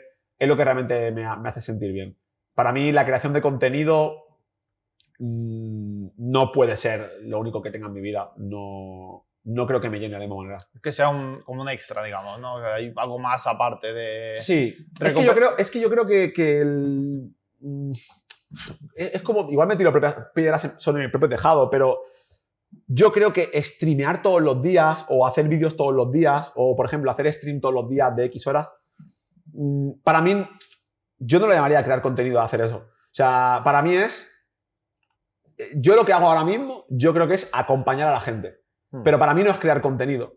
¿Sabes lo que te quiero decir? Para mí crear contenido es hacer algo chulo. Hacer algo de lo que sentirte orgulloso. Que pueda ayudar, que sea informativo. Sí, o sea, que sé que no es la definición que le daré a otras personas, pero para mí encender stream todos los días y ser la tele de la gente está guay, pero no es lo que yo quiero ser en mi vida. Entiendo. Entonces, yo no quiero convertirme en la persona que la gente tiene de fondo mientras juega. Que está bien. Está bien, es un rol guay y la gente te ve y mola. Pero yo no creo que sea lo único que busco con lo que quiero hacer. Entonces, a partir de ahí creo que tomaré decisiones alrededor de eso. Y no quiere decir que vaya a dejar de streamear o de hacer contenido, pero si en el futuro puedo hacer más eventos, puedo hacer cosas que la gente haga que se conozca, puedo aportar contenido de más calidad, aunque sea menos regular, seguro que lo preferiría. Lo que pasa es que verá que Twitch no lo premia eso. No. Y yo actualmente necesito Twitch. Pero es verdad que yo me he dado cuenta este año que este tipo de creación de contenido, aunque creo que se me da bien, no creo que sea lo que quiero hacer en mi vida. Ahí yo creo que lo estoy viendo mucho esto, que están cambiando... O sea, la pandemia, había mucha gente que tenía mucho tiempo libre, había mucha gente que estaba viendo siempre streamings, pero está cambiando mucho esto. Los números en streaming están bajando, como es algo natural, la gente no tiene tanto tiempo y se están volviendo, pues lo dicho, mucho al tema de las nuevas tendencias, como con el TikTok. Está volviendo mucho YouTube. La gente a ver YouTube, vídeo de 5 o 10 minutos, lo que sea, está volviendo mucho. Porque los streamers, lo que comentas, se está convirtiendo en el acompañamiento como algo de fondo secundario muchas veces. Sí, yo no puedo decir que lo que hago ahora mismo me haga sentir tan realizado como lo que hacía antes. Claro. Y eso me duele decirlo, pero es una realidad. O sea, para mí, sí, tengo mérito, sí, soy constante, creo que tengo don de gente, sí que puedo transmitir e intento hacer lo más variado posible. Tienes una fanbase también. Sí, pero para mí no...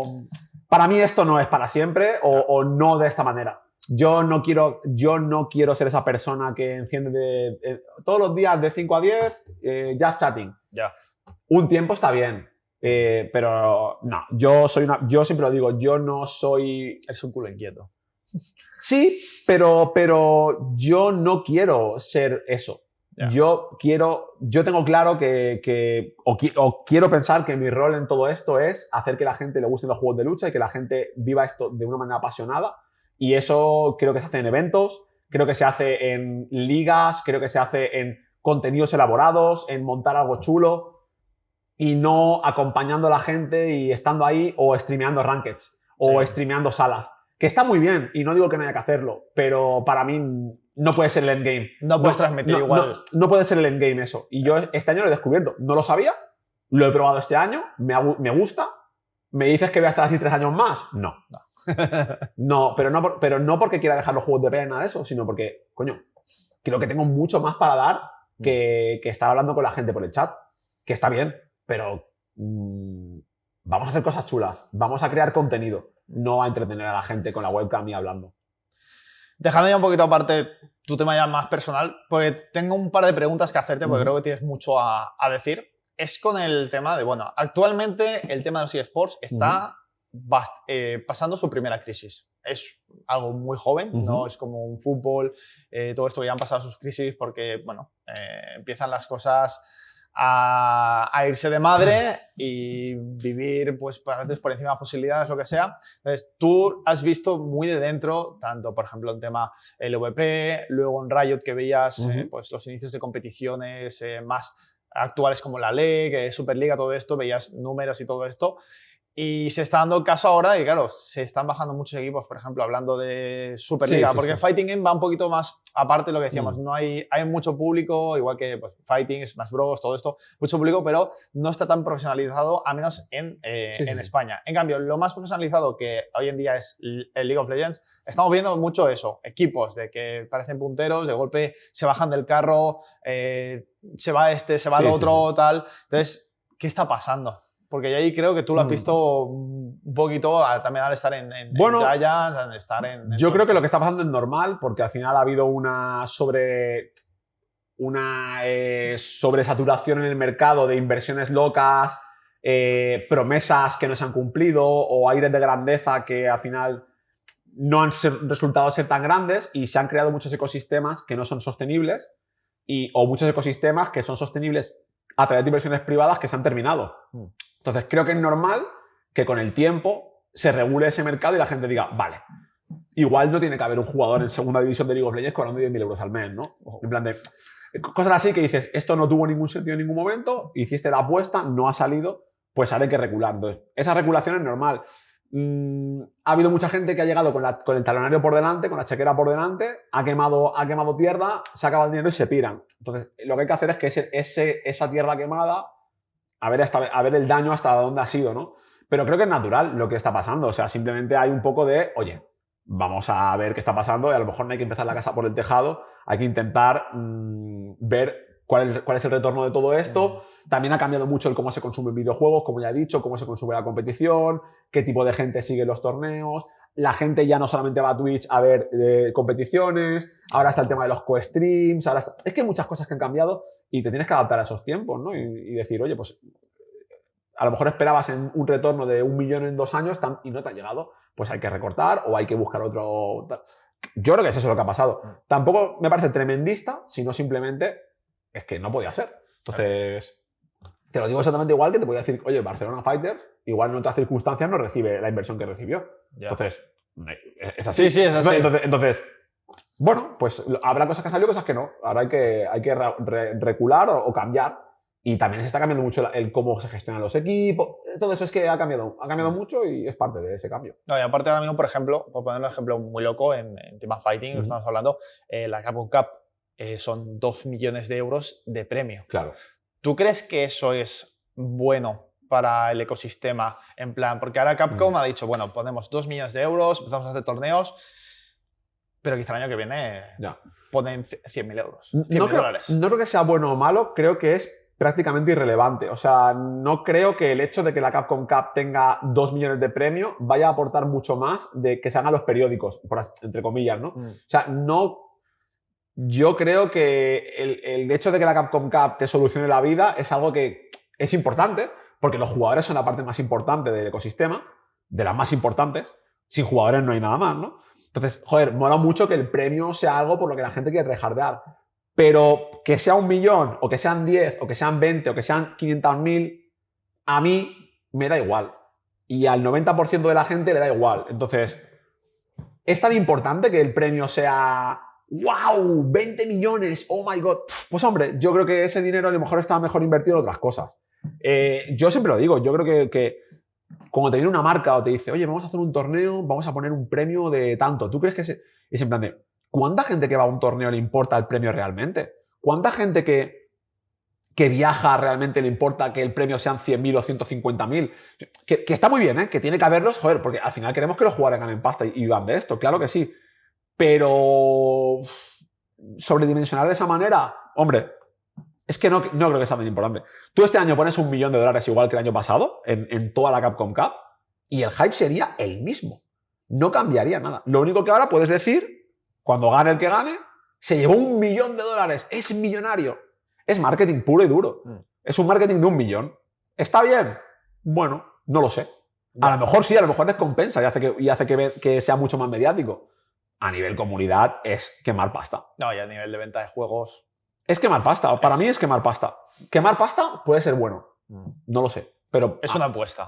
Sí, pero a mí me da igual. Sí, pero ¿tú cuántas veces has encontrado de sponsors que te dicen, oye, vamos a hacer un torneo, vamos a meter 100.000 euros, 200.000 euros?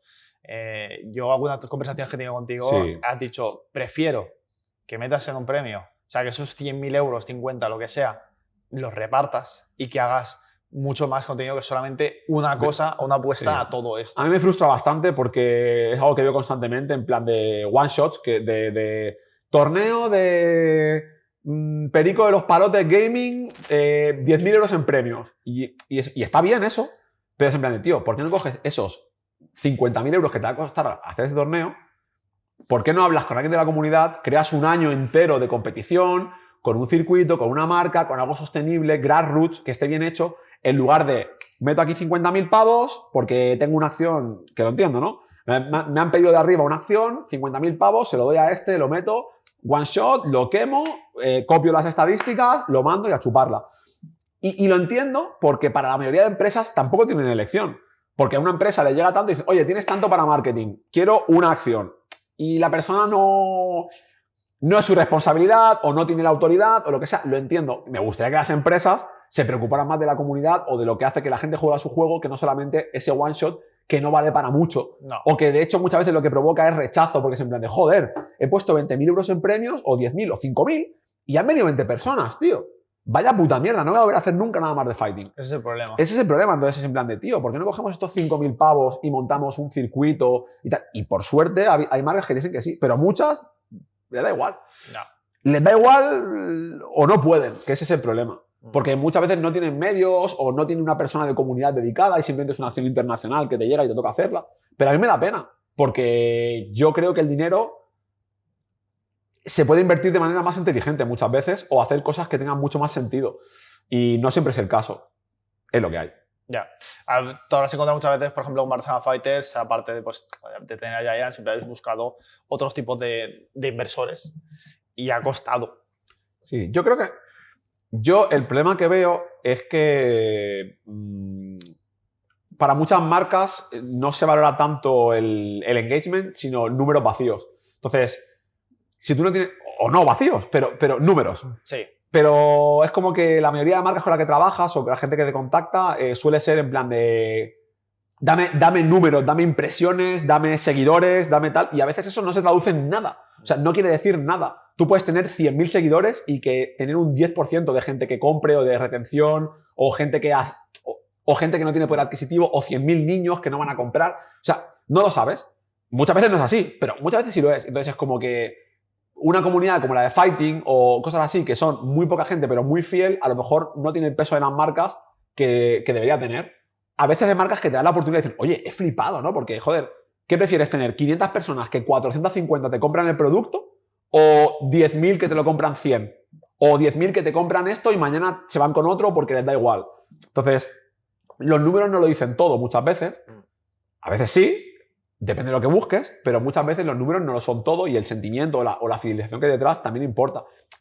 Está cambiando un poco eso, de todas maneras. Yo creo que a mí, por ejemplo, si ahora me llegan marcas y tal que dicen, oye, pues prefiero tener cositas más pequeñas o lo que sea, pero es verdad que cuesta salirse de lo establecido y que cada vez más el problema es, bueno, el problema no, la realidad que es que ¿para qué me voy a meter en esports o en competición cuando me puedo meter en el entretenimiento? ¿Para qué te voy a patrocinar a ti si puedo patrocinar a un youtuber o a un streamer que va a tener muchísimas más visitas que tú y muchos más números que es lo que quiero? Entonces, yo siempre voy de cara. Cuando veo un patrocinador digo, ¿por qué estás aquí? ¿Tú quieres impactos? Vete a otro lado porque yo no te voy a poder dar todos esos impactos. Te puedo dar otra cosa, te puedo dar público fiel, te puedo dar gente que le importa esto, te puedo dar gente que va a ir a un evento. Pero si quieres impactos, dáselo al Rubius o a Vegeta y lo vas a tener multiplicados por muchísimo más. Pero es lo que hay. O sea, aquí no vas a tener eso, vas a tener otra cosa distinta y te puede parecer mejor o peor. Pero ahora mismo yo creo que estamos en ese barco de mezclar competición e entretenimiento y no tiene nada que ver una cosa con la otra. O sea, pueden tener colaboraciones y tal, pero son cosas separadas. Vale, pues después de este presente así un poco rarudo, por decirlo de alguna manera, vamos a hacernos daño. Vamos a hablar de tu tema favorito, que es el Project L, ¿vale? Para quien no conozca, Project L es el juego de fighting games que está haciendo Riot Games con el universo de League of Legends. O sea, son todos luchadores del LoL. Tú fuiste uno de los afortunados. Sí. ¿Vale? Realmente. Sí, los odiosos 8. Vale, porque bueno, antes de llegar ahí, primero se presentó en una convención de League of Legends, se presentó aquel vídeo El 10º que aniversario. se hizo súper viral, de tú volviéndote loco porque presentaron el Fighting Game. Al final ha sido otra cosa totalmente distinta a lo que presentaron. Pero, oye, mira, al final, pues por A o por B, te llamaron para ir a la presentación de Project L al público, digamos, un poquito a streamers, jugadores profesionales y todo esto. Ahora ya se ha podido probar más en el Evo y en las finales de los Worlds, pero lo he dicho, yo creo que más que tú, poca gente habrá jugado a ese juego. Aparte sí, he tenido suerte. Un Sonic Fox, un Leffen que se fue a Corea, también a jugarlo, pero aparte de eso. Bien. Llevamos muchos años diciendo de que Project L puede ser, no sabemos si lavó el bombazo, ¿vale? Porque tú eres un poquito escéptico en ese aspecto de que pueda ser el bombazo, tienes los pies en la tierra, pero sí que después de probarlo, bueno, un poquito que nos puedes contar, aparte de lo que hablaste, os lo he dicho, con los developers, todo esto. Sé que hay muchas cosas que no puedes decir que viste. Sí, bueno, eso, no. Pero lo que puedas decir, porque hay mucha gente que lo he dicho, que yo para mí creo que puede ser un punto, ya lo hablé con Shanks en la entrevista que hice, que puede ser un punto de unión entre la gente de Fighting, mucha gente de League of Legends y otra gran comunidad que a veces la tenemos un poquito más, aparte que es el Smash Bros, porque hay mucha gente de Smash Bros. Dragon Ball también eso. Que juega League of Legends. Entonces, bueno, ¿qué puedes decirnos de todo eso? Tú que has vivido de primera a ver, yo soy una persona que le gusta ser bastante cuidadosa con el tema del Project L porque creo que hay unas expectativas surreales en la comunidad. Altas. O sea, yo creo que la gente se piensa, creo que cada vez menos, porque yo también intento frenar esa narrativa, pero creo que la gente piensa que cuando salga Project L esto va a ser el nuevo League of Legends o que esto se va a volver el Smash o algo así, y yo creo que eso nunca va a pasar. Yo creo que sí, que tendrá un bombazo inicial porque lo van a jugar todos los streamers y al principio jugará mucha gente y es free to play. Y oye, a ver hasta dónde llega, pero creo que hay que ser realistas también de que es un juego de lucha, es un juego difícil, es un juego que no es para todo el mundo y es un juego que va a ser más o menos popular dentro de su nicho, pero que no nos podemos volver locos con las cosas que no, es que van a hacer un torneo de $1 millón y la gente se hace unas pajas que yo creo que es mejor mantener una perspectiva realista dentro de, oye, puede ser un bombazo en su nicho y por bombazo te digo, oye, a lo mejor puede llegar a un nivel de Dragon Ball, como quizás, oye, a lo mejor ojalá llegar a lo que tiene el Smash, que es imposible porque es que el Smash lo que vende es inigualable. Es muy difícil. Muy difícil. El tema de las licencias que tiene. Exacto. Pero dejando eso de lado, a mí el juego me gustó mucho. Valoro mucho también que contaran conmigo porque al final, joder, éramos como 14 personas de todo el mundo y yo estaba entre ellas y siempre, joder, esto mola mucho que tengan en cuenta. Es importante. Sí. Y lógicamente eso también me hace como... es imposible que como que no te condicione a la hora de ver el juego, ¿no? Porque se me dice, joder, me han contado conmigo, tal, esto es así, le pasa a todo el mundo, todos tenemos nuestros bias, como se dice, y lógicamente hace que vea el juego con buenos ojos. Pero aunque me haya gustado lo que he visto, es lo que digo siempre, cuando tú juegas un juego al principio siempre te gusta. Hasta que no juegue más y vea todo lo que hay, no sabré realmente la capacidad que tiene el juego de hasta dónde puede llegar. Factor Street Fighter un poco. Bueno, sobre todo, yo ya lo he hablado muchas veces, pero creo que la tendencia de la industria de los juegos de pelea está yendo hacia una dirección muy clara y yo quiero ver si este juego va a esa dirección o no. Para mí, yo creo que no, pero no lo sé. Pero yo creo que la tendencia actual es captar jugadores a expensas de que el juego sea más fácil y más plano. Es como que estamos en esa época donde todo vale para que juegue más gente. Ha pasado con el Guilty, ha pasado con el Street Fighter. Y va a pasar con todos los juegos. Y con el Tekken. O sea, va a pasar con todos los juegos. Y yo creo que todo vale. O sea, hay que hacer lo posible para que se vendan el máximo número de juegos y que juegue todo el mundo. Como este juego es free to play, ahí está la cosa. Yo quiero pensar que por la gente que hay detrás, creo que puede ser que su objetivo sea vamos a hacer un buen juego de pelea que le guste a la gente. Y para mí eso es suficiente. ¿Lo conseguirán? No lo sé. ¿Será esa su filosofía? Es lo que predican. ¿Será verdad o no? No lo sé. A mí me mola el tema del 2 contra 2, ya lo he dicho muchas veces, que creo que es lo que le puede dar la vuelta de hoja. Lo que pasa es que prefiero ir con cautela y ver qué pasa a hacerme una paranoia mental y encontrarme luego como que no es lo que yo esperaba o tal. Entonces, voy con esa mentalidad. ¿Tengo ganas? Joder, muchísimas. El que más. Pero tampoco quiero como fliparme o hacerme mucha paranoia para luego a ver si me voy a pegar de bruces. Y es como que estoy muy escarmentado con la dirección de la industria actualmente. Sobre todo el Street Fighter ha sido para mí un golpe duro en ese sentido de, joder, parece que el competitivo y tal, y que los juegos van muy claros en la dirección esta de hay que hacerlo todo, que todo el mundo pueda hacerlo todo, que todo sea lo más fácil posible y que todo sea accesible y de una manera que creo que no es la que me gustaría a mí. Porque yo creo que un juego puede ser accesible sin ser fácil. Que esa es la cosa. Entonces, y yo creo que el Project L puede conseguir eso. ¿Lo conseguirá? Veremos. Pues ya veremos. También es verdad que es como que es un juego que creo que por partes iguales, da igual lo que haga, la gente lo va a odiar, o da igual lo que haga, que la gente lo va a amar. Es un juego de blancos y negros. O sea, es como que ahora mismo solo hay dos perfiles. ¿Va a ser el Salvador? ¿Va a ser el juego perfecto? ¿Va a ser tal? O no, es una puta mierda porque es de Riot y tengo que odiarlo, ¿sabes? Es como que la gente es incapaz de estar en un punto medio. No hay grises. En general no hay grises, pero con este juego es como que no, tengo que odiarlo porque es de Riot y yo tengo que odiarlo porque la gente quiere que salga. Y luego están los fanboys que es en plan, no, este juego va a ser perfecto porque es Riot y Riot es Dios. Y es en plan, tío, podemos puede estar en medio esperar también, un poco, ¿sabes? a ver qué tal. Sí. Hubo una frase que me gustó mucho en una entrevista que tuviste, que es que dijiste que Riot no es la mejor haciendo juegos, sino es la mejor cogiendo un juego y mejorarlo. Sí. Entonces, lo mantengo. Lo mantienes, sí. ¿no? Y creo que con el Project L tienes eso de que van a coger, pues bueno, es un juego más estilo Marvel. Sí que hay gente del equipo de desarrollo de los Power Rangers, si no me equivoco, que está metida en el... Y del Marvel también. Y en el Marvel también, que está metido en este juego. O sea, hay gente que no es gente que hace videojuegos, no. Hay gente que lleva dedicándose a fighting mucho tiempo, mucho apasionado. O sea, gente como puede ser tú, como puedo ser yo, en ese aspecto. Yo creo que el juego no inventa nada. O sea, el juego no inventa nada. Más allá de lo de jugar con el compañero, que inventar es una palabra muy fea, ¿no? Pero sí que es el juego que más ahora mismo creo que se centra en jugar con un amigo, de todo lo que es ahí así que está saliendo. ¿Fighting tradicional? Sí. Esa parte creo que es lo único que es el valor diferencial real que han aportado, es eso.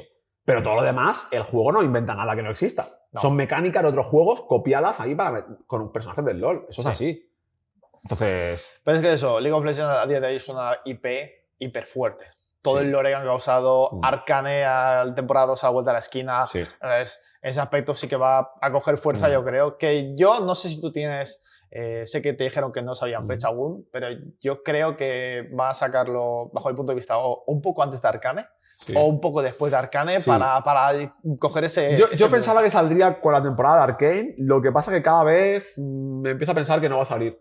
Porque, no sé, tengo la sensación de que vamos muy despacito con los anuncios. Y es como que ahora, por ejemplo, han anunciado que la demo va a estar en el Evo Japón y es en plan, joder, es en marzo, tío. Y aunque anuncien un personaje o dos más, o lo que sea... Vamos lentos. O sea, marzo ya es como... Cada vez lo veo menos probable. Que al final va a llegar el 2025 y se va a Sí, yo tenía fe. Sí que creo que el año que viene puede haber alguna demo abierta o algo así, en plan de... para que lo juegue todo el mundo o algo así en algún momento. Eso no lo había descabellado. Pero que salga el juego, tío, lo empiezo a ver... No sé, no tienen prisa, tío. No. Entonces, bueno... Ya dijeron que querían hacer un juego bueno. Sí. Y luego ya pensarían... También te digo que creo que es mejor no esperar nada, no meter prisa y que salga cuando tenga que salir y que salga algo bueno, ¿sabes? Bueno, mira, si se toman tiempo, pues lo respeto. De más Asterlist ya, de a ver qué sale. Mira, yo por lo menos sé que el juego existe, lo he podido probar, que es lo que quería y confío en la visión que tienen del juego, confío en lo que están haciendo, así que en ese aspecto estoy tranquilo. He podido ver un poco el miedo que tenía, en plan, vale, esta peña sabe lo que está haciendo, let them cook, ¿sabes? Bueno, con esto yo creo que hemos hablado aquí largo y tendido y tal. Y bueno, aquí en Gama de Voces queríamos hacer un par de cositas extras, ¿vale? Y una de ellas es que, bueno, yo te quiero decir 5 palabras o nombres y que me dijeras en plan lo primero que piensas de ello, a ver lo que se te ocurra, ¿no? Y luego la otra es que para el próximo invitado, pues a mí me gustaría que tú, sin saber quién es, porque yo quizá a veces no sé quién es el siguiente. Vale, ¿pero es de videojuegos o tiene que...? No, O sea, en plan, tú puedes Vale, preguntar vale. lo que quieras, a veces puede ser videojuegos, también intentaremos traer gente de otros ámbitos, que Vale. puede también ser bastante interesante, ¿vale? Pero mira, las palabras o nombres que tengo para ti, ¿vale? Entonces me gustaría que me dijeras la definición, tómate el tiempo que quieras o lo que quieras, ¿vale? Primero de ellos sería Metroid. Respeto. Respeto. Perfecto. Después, Barcelona Fighters. Aventura. Aventura. Es verdad, sí, es muy buena esa. La siguiente sería Project L.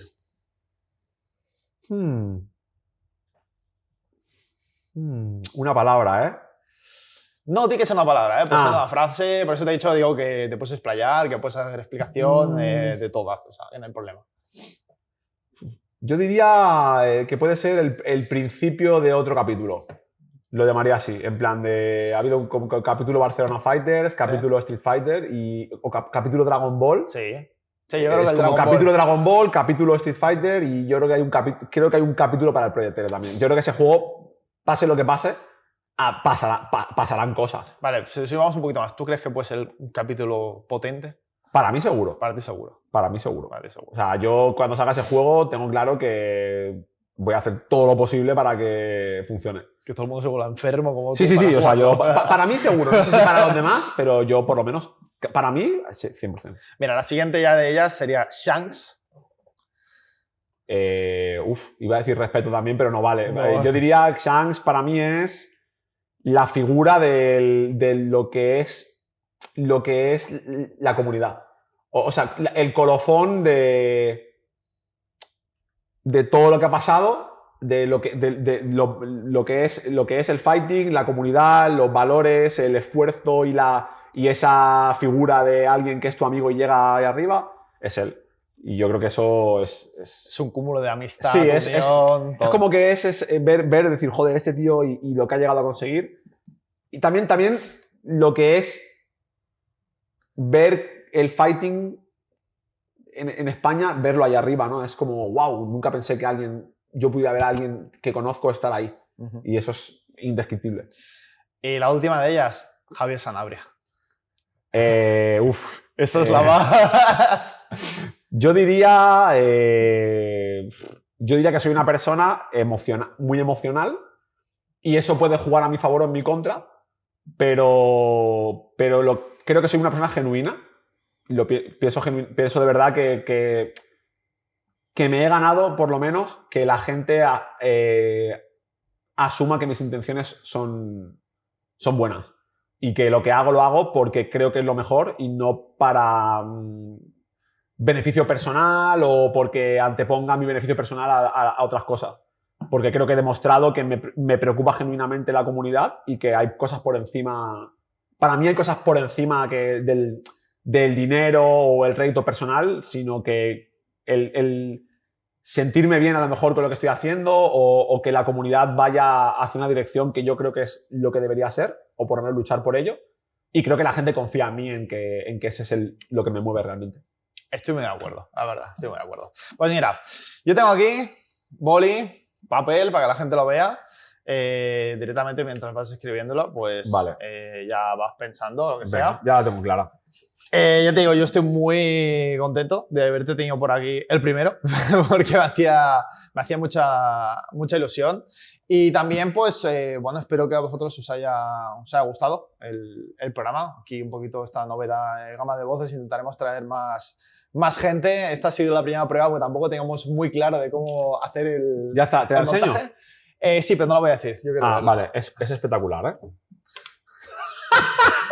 Perfecto, depende de quién sea, va a ser gracioso. Así que nada, lo que sí que me gustaría siempre, Sharin, es que despidieras tú el programa. Si ahí tienes la cámara, si quieres decir algo, lo que sea, pues el micro es tuyo. Nada, pues que muy contento de haber estado aquí, de esta charla, que espero que se os haya hecho corta. Y que juguéis a juegos de lucha, que los probéis, que lo paséis bien y que sigáis viendo el programa, porque seguro que los resto de invitados van a ser mucho más interesantes que pollas. Bueno, pues nada, gente, nosotros nos vamos a ir. Gracias por todo. Y lo dicho, nos seguís, todo. Suscribiros, un like, tal. Y por Sharin, seguidle a él, @Sharin Papito, con un 4 en vez de una A, en la primera en Sharin. Y nada más. Así que nada, gente. Nos vamos. Chao, chao. Adiós.